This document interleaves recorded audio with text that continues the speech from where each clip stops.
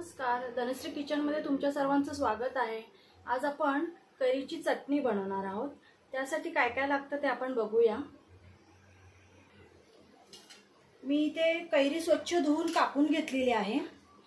सुकं खोबरं घेतलंय, तुम्ही ओलं खोबरं घेतलं तरी चालेल। लसूण घेतलेत, 2 मिरच्या घेतल्यात आणि थोडंसं आलं घेतलंय। इथे कोथिंबीर घेतली आहे आणि हे फोडणीचं आहे, हे मी नंतर सांगते। आधी हे आपण सगळं मिक्सरला वाटून घेणार आहोत।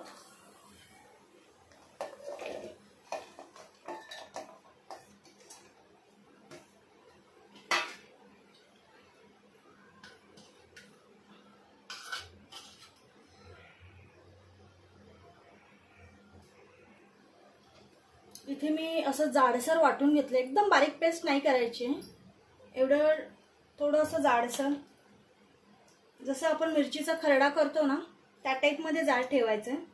तेल तापायला ठेवलंय आपण, जिरं टाकू आपण।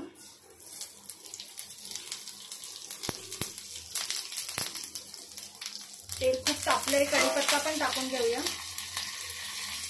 कढीपत्ता उडला चेहऱ्यावर की ते खूप भाजतं, त्यामुळे अशी प्लेट वगैरे धरायची।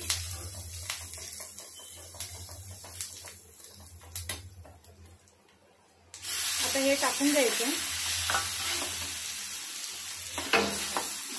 लाल तुमच्या आवडीनुसार टाकायचंय।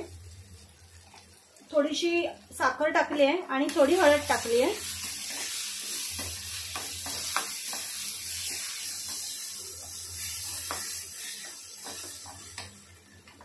आता चवीनुसार मीठ टाकून घेऊया।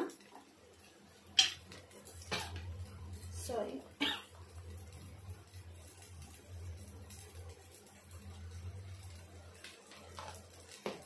चांगलं हलवायचं आहे।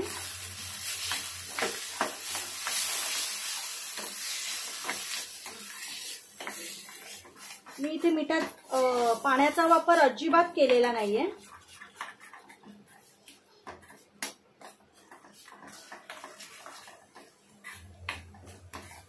आपण हिरव्या मिरच्या पण टाकलेल्या, त्यामुळे मी तिखट अगदी कमी टाकले आणि ते पण मी काश्मीरी लाल घेतले, ते तिखट नसतं, त्याला कलर जास्त असतो।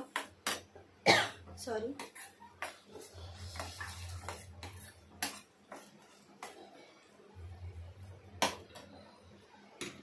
आपली चटणी रेडी आहे, बघू शकता आपली चटणी रेडी आहे। कधी आवडती भाजी असेल नसेल तर तुम्ही या चटणी बरोबर खाऊ शकता। व्हिडिओ आवडला असेल तर नक्की लाईक, शेअर आणि सबस्क्राईब करा। बाय।